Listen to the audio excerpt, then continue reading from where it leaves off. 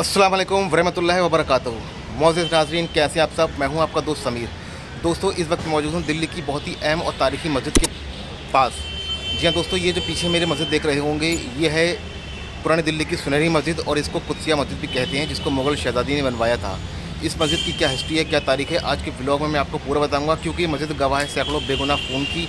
और इस मस्जिद के अंदर काफ़ी लूटपाट हुई थी और इसमें खूनरेज़ी हुई थी, जब विदेशी ईरानी लुटेरे हिंदुस्तान में आए थे और दिल्ली की सड़कों को उनके खून से लाल कर दिया था। तो ये मस्जिद भी गवाह है उस खूनरेज़ी की। तो आज के व्लॉग में इस मस्जिद की पूरी तारीख़ बताऊंगा और इसको किसने बनवाया है, क्यों बनवाया था, ये भी मैं आपको बताऊंगा। तो आज का व्लॉग ही बहुत ही इंटरेस्टिंग है, वो उन लोगों के लिए जो लोग तारीख़ में दिलचस्पी रखते हैं, हिस्ट्री में दिलचस्पी रखते हैं। तो फिलहाल बिना देर किए शुरू करते हैं आज का व्लॉग सुनहरी मस्जिद के साथ में। तो दोस्तों, जैसे ही हम इस मस्जिद प्रेमिसेस के अंदर दाखिल होंगे तो सामने ये मस्जिद का मेन साहन पड़ेगा, जिसमें 3 दर हैं, बीच में बड़ा दर है, साइड में 2 छोटे दर हैं और 3 बड़े गुंबद बने हुए हैं। सेम वैसा ही नक्शा है जैसे दिल्ली की शाही जामा मस्जिद का नक्शा है। और इस पूरी मस्जिद के अंदर लाल बलुआ पत्थर यानी कि रेड सैंडस्टोन का इस्तेमाल किया गया है। कुछ ज़माने में इसके जो 3 गुंबद थे वो सोने की इस पे परतें चढ़े हुआ करती थी, लेकिन कुछ विदेशी लुटेरे इस सोने की गुंबद के परतों को उखाड़ कर ले गए हैं। वो अभी मैं आपको आगे चलकर बताऊंगा, लेकिन ये मस्जिद का मेन साहन है। दोस्तों, अभी यहाँ के जो पेशे इमाम हैं उनसे मेरी थोड़ी बहस हो गई, क्योंकि उन्होंने मुझे मस्जिद के अंदर का वीडियो बनाने की इजाज़त नहीं दी। फ़िलहाल मैंने उनसे ज़्यादा बहस भी नहीं की, तो फ़िलहाल अब मैं बाहर से वीडियो बना रहा हूँ। दोस्तों, अगर बात करें इस मस्जिद की तारीख़ की, तो इस मस्जिद की संग बुनियाद 18वीं शताब्दी में मुग़ल शहंशाह मोहम्मद शाह रंगीला की बेगम कुदसिया बेगम ने रखी थी। कुदसिया बेगम ने ये बड़ी शिद्दत से और बड़ी दिल से इस मस्जिद को तामीर कराया गया था। इस मस्जिद के अंदर वैसा ही नक्शा लिया गया है और वैसे ही कारीगरी का इस्तेमाल किया गया है जो कि दिल्ली की शाही जामा मस्जिद में किया गया है। वैसे तो साइज़ में तो ये मस्जिद छोटी है, रकबे में काफ़ी छोटी है शाही जामा मस्जिद के मुकाबले, लेकिन इस मस्जिद के अंदर काफ़ी रूहानियत है और काफ़ी सुकून भरा है। और सबसे बड़ी खुशी की बात यह है कि अभी भी इस खूबसूरत सी मस्जिद के अंदर नमाज अदा होती है। दोस्तों, इस मस्जिद को सुनहरी मस्जिद क्यों कहा जाता है, क्योंकि जिस वक्त ये मस्जिद बनकर तैयार हुई थी तो ये मस्जिद सुनहरे रंग से पुती हुई थी और इसके तीनों गुंबद पीतल के थे और उन पीतल की गुंबदों के ऊपर सोने की परतें जड़ी हुई थी। पूरी जो मस्जिद थी सोने की तरह चमकती थी दूर से, इसी वजह से इस निस्बत से इस मस्जिद को सुनहरी मस्जिद कहा जाता है। वैसे तो मोहम्मद शाह रंगीला का शुमार एक बेहुदा बादशाहों में किया जाता है। मुग़ल बादशाह तो वैसे बहुत अच्छे गुजरे हैं, बहुत परहेज़गार भी गुजरे हैं, लेकिन मोहम्मद शाह रंगीला का किरदार बहुत ही ख़राब था। उसे रंगीला इस वजह से कहा जाता है क्योंकि उसके दिमाग में हर वक्त बज़बज़े रहते थे और हवस का फितूर उसके दिमाग में रहा करता था। वो ख़ुद तो नंगा रहता था और दूसरी अपनी महारानियों को, अपनी बेगमों को भी नंगा रखा करता था। हमेशा उसके दिमाग में फितूर चलता था हवस का। इसी वजह से उसको मोहम्मद शाह रंगीला का नाम दिया गया। नाम तो उसका मोहम्मद शाह था, लेकिन उसको रंगीला कहा गया है उसके रंगीन मिजाज की वजह से।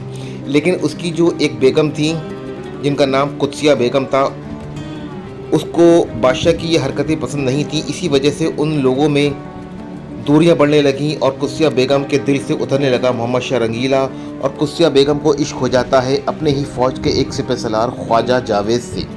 ख्वाजा जावेद की इश्क में ही ये मस्जिद तामीर कराई गई थी। कुदसिया बेगम ने इस मस्जिद को बड़े दिल से बनवाया था। वैसे तो आजकल लोग अपनी मोहब्बत का इजहार करते हैं इंस्टा पे रील बनाकर, लेकिन उस ज़माने में लोग इजहार करते थे इमारतें तामीर कराने के बाद। दोस्तों, ये सामने आपको जो कब्र नज़र आ रही होगी, ये मरहूम कुदसिया बेगम की कब्र है, जो कि मोहम्मद शाह रंगीला की बेगम थी। उन्होंने इच्छा ज़ाहिर की थी कि मेरे विसाल के बाद, मेरे इंतकाल के बाद मुझे इसी मस्जिद के आसपास ही दफन किया जाए। तो कुदसिया बेगम की वसीयत के मुताबिक उनकी कब्र को इसी जगह बनाया गया है और उनको इसी जगह मदफन किया गया है। ये कब्र है कुदसिया बेगम की। अल्लाह इनके दर्जात को बुलंदी दे, इनके गुनाह कबीरा सगीरा को माफ़ फरमाए।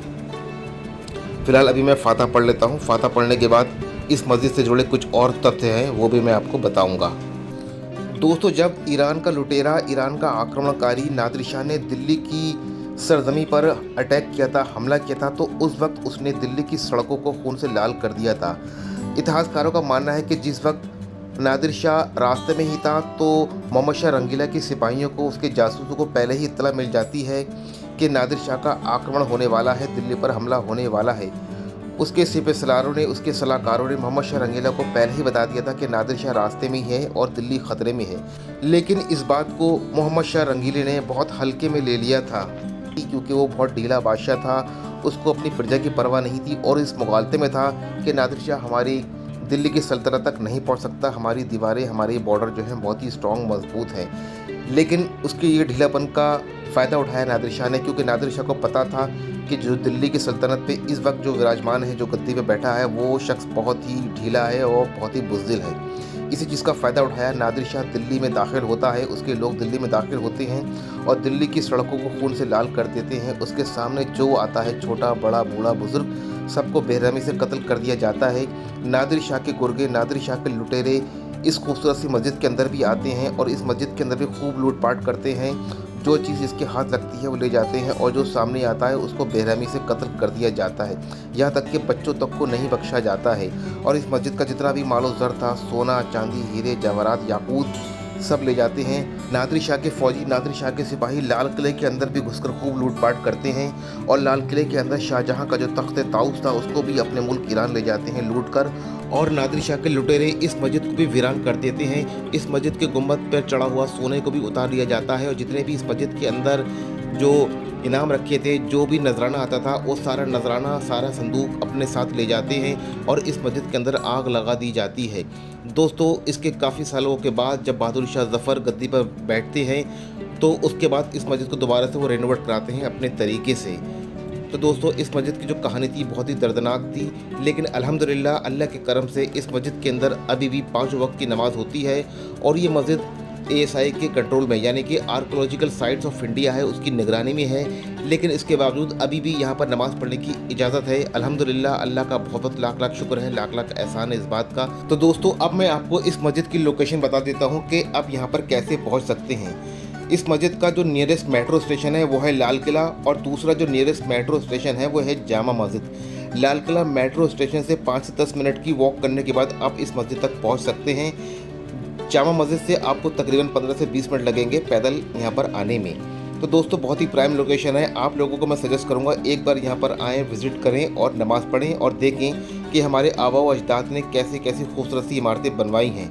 माशाल्लाह तबारकल्लाह, अल्लाह हम सबको नमाज़ पढ़ने की तौफीक अता फरमाए। दोस्तों, फ़िलहाल सुनहरी मस्जिद के व्लॉग में बस इतना ही था। अगर मेरा ये आज का व्लॉग आपको अच्छा लगा हो, आपको जानकारी अच्छी लगी हो, तो इसको लाइक करें, शेयर करें और ऐसी ही खूबसूरत से व्लॉग में आपसे बहुत जल्दी मुलाकात करूँगा। जब तक अपना और अपने अहल व अयाल का ढेर सारा ख्याल रखें। अल्लाह हाफ़िज़, शब खैर।